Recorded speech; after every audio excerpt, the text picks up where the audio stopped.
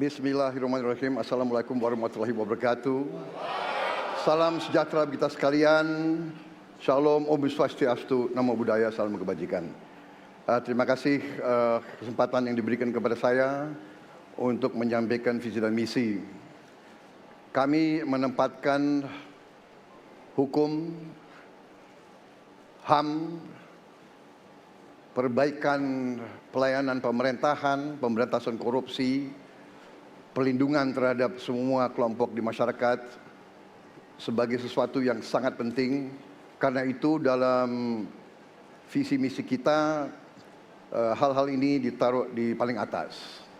Kita sadar dan saya sadar sejak muda saya telah mengangkat sumpah untuk membela Pancasila dan Undang-Undang Dasar 45. Di dalam Undang-Undang Dasar 45, di situ pendiri-pendiri bangsa kita mendirikan sebuah republik. Republik itu harus didasarkan atas hukum dan kedaulatan rakyat.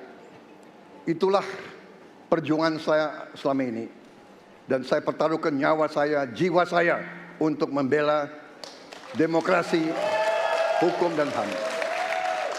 Kita paham, kita mengerti masih banyak kekurangan.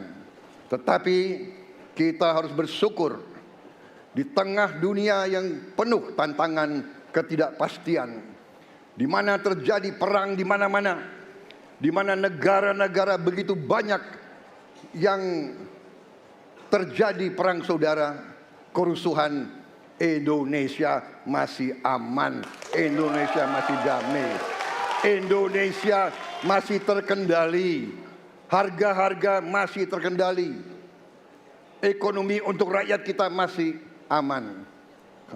Karena apa? Karena kepemimpinan. Karena apa? Karena manajemen negara yang berhasil. Saudara-saudara, apakah di tengah 280 juta rakyat masa tidak ada kekurangan?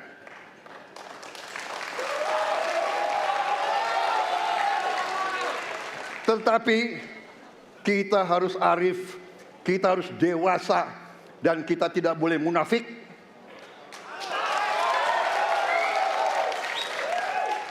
Pemimpin itu ingarso sungtolodo, harus memberi contoh. Saudara-saudara sekalian, Prabowo Gibran, kita akan perbaiki yang harus diperbaiki. Kita akan tegakkan apa yang perlu ditegakkan. Dan kita bertekad memberantas korupsi sampai ke akar-akarnya.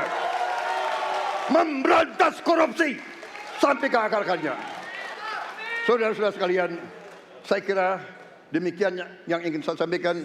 Program kita baik, tujuan kita baik, keinginan kita baik. Mari kita berbuat kebaikan demi rakyat kita. Kita butuh persatuan dan kesatuan. Kita tidak perlu saling menghasut, saling mencela, saling menghina. Demi rakyat kita yang kita cintai, kita butuh kesejukan, ketenangan, kerukunan. Kita negara majemuk, kita negara ratusan kelompok etnis, berbagai agama besar. Pemimpin harus sejuk, pemimpin harus dewasa,